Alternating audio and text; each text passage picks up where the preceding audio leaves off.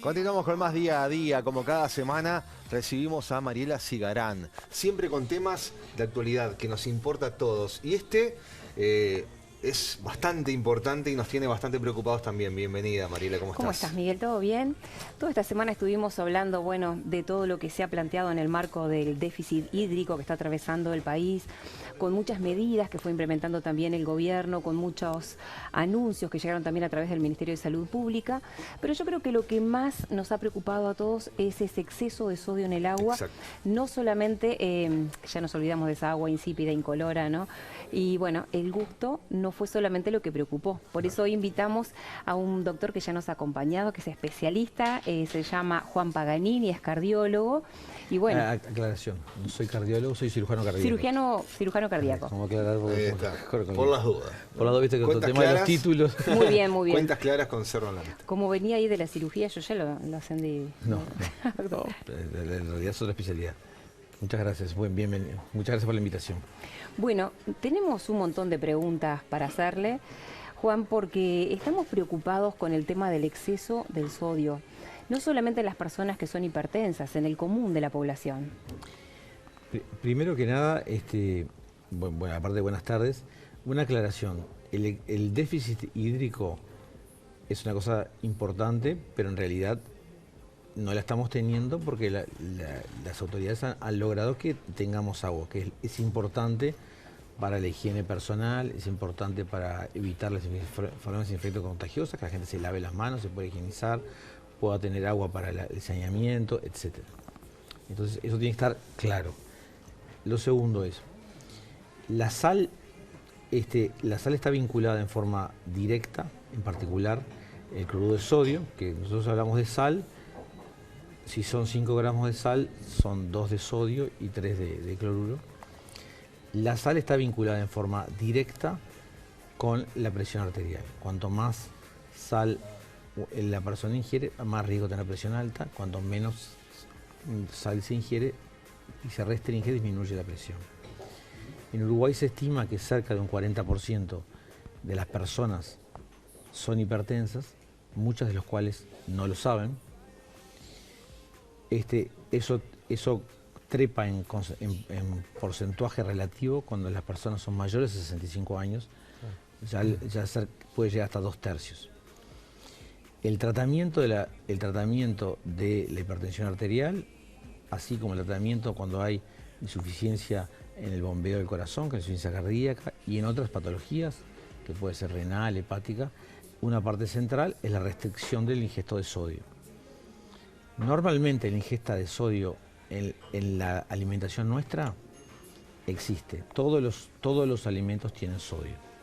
Lo que uno le restringe a la población es las cosas que tienen mucho sodio. O sea que los pacientes hipertensos... O el agregado de sodio a las preparaciones. Porque, por ejemplo, volvemos a estos ejemplos que nos han dado todos los días, ¿no? No solamente presente en el agua, porque nos hacían una comparación de la picadita, los maní, las papitas...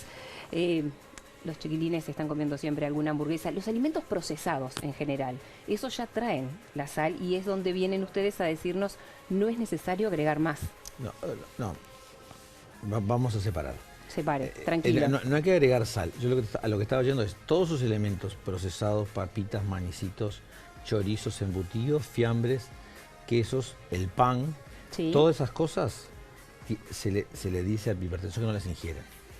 No solo que no le agregue sal, sino que no las ingiera, las que tienen exceso de sal. Claro. Todas las cosas que tienen exceso de sal las tiene que evitar, porque eso aumenta, además de controlarse la presión, tomar la medicación que corresponda, todas esas cosas que tienen exceso de sal no las debe ingerir. Puede hacer lo que...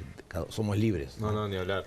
Pero puntualmente hablando del agua y de esta situación, ¿cuáles son las medidas? Entonces, el agua normalmente es un componente que no existe en el decir a la persona, no influye en la concentración de sodio.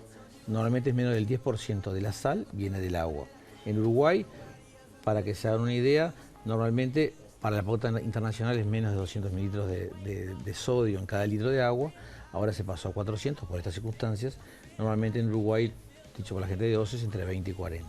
Entonces, normalmente no es un problema, es menos del 10% de la sal que uno ingiere y nadie le dice nada a un paciente.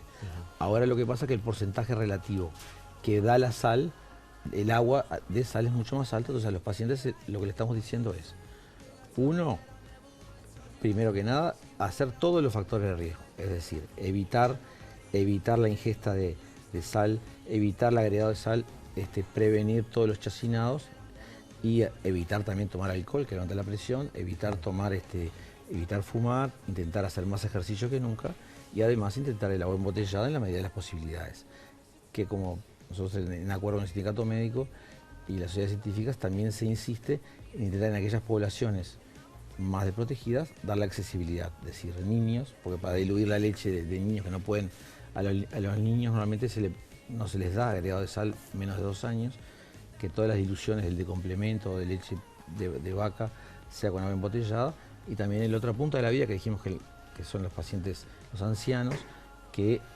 como dijimos el porcentaje de hipertensión es muy alta, que también se les dé. Es verdad que hay gente que no va a poder. La población común en un periodo que se estima que no va a ser prolongado no debería tener un efecto. Sí, nosotros vimos ahora la distribución del tema del agua. Vuelvo a eso, que no es solamente el tema del sabor, si nos gusta, si no nos gusta. Yo quiero saber lo que muchas personas estarán preguntando. ¿Qué pasa si esto se sostiene en el tiempo y yo no puedo seguir comprando el agua embotellada? ¿Me va a traer aparejado dentro de cuánto? ¿Dentro de algunas semanas, algunos meses? ¿O tendrían que pasar años para tener algún tipo de patología? Primero, vamos a separar una cosa. Siempre y cuando yo esté seguro de que yo no soy hipertenso, exacto, de que yo no tengo un problema del corazón y no tengo otras patologías, porque hay algunos que lo pueden tener y no lo conocen. ¿Qué síntomas podría tener una persona que hoy no sabe que es hipertensa, la mayoría son asintomáticos. Hay algunos síntomas que son muy específicos. La mayoría no, si no van a controlarse la presión. Bueno, acá viene eso, ¿no? Lo Por que eso siempre dijimos, hablamos de prevención y, bueno, consultar. La resolución de la Sociedad de Cardiología nosotros pusimos, entre otras cosas pusimos consultar a su médico y controlarse la presión. Es un buen momento como excusa también para hacerlo. Y es un buen momento para que tengamos conciencia que el ingesto excesiva de sal es nocivo para la población en términos genéricos. El estar agregando, como vemos ahí, sal a todo es nocivo para la población, que hay que concientizarse, que hay comidas que son malas, que trata de prevenirlas o ingerirlas en poca cantidad, que hay que controlarse. En cuanto al tiempo, para que esto sea efectivo, tiene que ser un tiempo largo, evidentemente. Pero hay que tener todas las medidas de prevención. Bien, nosotros empezamos con los controles ya pediátricos, que me parece que es buenísimo. Desde allí, bueno, nos van a derivar seguramente algún estudio cardíaco o lo mandarán a la nutricionista, por ejemplo. Vemos mucha obesidad en los niños, en los adolescentes, por este consumo de alimentos procesados, porque es mucho más rico. Vuelvo al tema de las hamburguesas y las nuggets y las papitas y los congelados, que a veces los adultos andamos corriendo, hacemos mal, pero tenemos ahí frisado y es mucho más fácil sacar y tenemos eso al alcance de los niños y no le hacemos mucho caso a las abuelas que había que cocinar en casa o a Miguel acá que nos enseña recetas ricas. La obesidad se asocia linealmente con los aumentos de la presión arterial. La obesidad se asocia linealmente con aumento de lo que se llaman las enfermedades no transmisibles. ¿Cuál es la principal causa de Uruguay de muerte de la mayoría de los adultos? Son las enfermedades cardiovasculares, es decir, el infarto agudo del miocardio, el accidente cerebrovascular, la insuficiencia cardíaca. Todas esas cosas están por un conjunto de factores de riesgo. La hipertensión arterial es una de las principales. Está también la diabetes, está la obesidad, están los problemas de colesterol, para mencionar algunas. Son la principal causa de muerte en Uruguay, tanto en el hombre como en la mujer. La mujer muchas veces se piensa mucho que en el cáncer, pero esta es la principal causa de muerte de la mujer, sí, claramente. Entonces, el no solo darnos la oportunidad con esta crisis de que todos tengamos la convicción de que cambiando a una dieta saludable, de que ingiriendo, como muchas escuelas ya prohíben que los niños traigan papitas y cosas para los recreos, que se ingesta fruta o cereales o comida saludable, previniendo la obesidad, haciendo ejercicio físico, evitando de cosas lineales que todos sabemos que pueden gustar o pueden generar adicción, como puede ser el alcohol, como puede ser el tabaco, pero que sabemos que a largo plazo influyen. También es una buena oportunidad para que como sociedad abramos los ojos y eduquemos a los niños y a nosotros mismos. Exacto, todo pasa por algo y bueno, tomemos conciencia y aprovechemos eso entonces. Fue un placer tenerlo en nuestro programa. Muchas gracias. Realmente, gracias por acompañarnos. Muchas gracias por acompañarnos. Y él sale corriendo, viene de las cirugías. Y bueno, mandamos un saludo a toda la gente del Sindicato Médico, que siempre es muy importante para que estas columnas tengan, bueno, la palabra de los responsables y los que saben del tema, porque él me separa todo. Juan me separó todo en esta tarde acá. Bueno, gracias por tomarse este tiempo entonces. Bueno.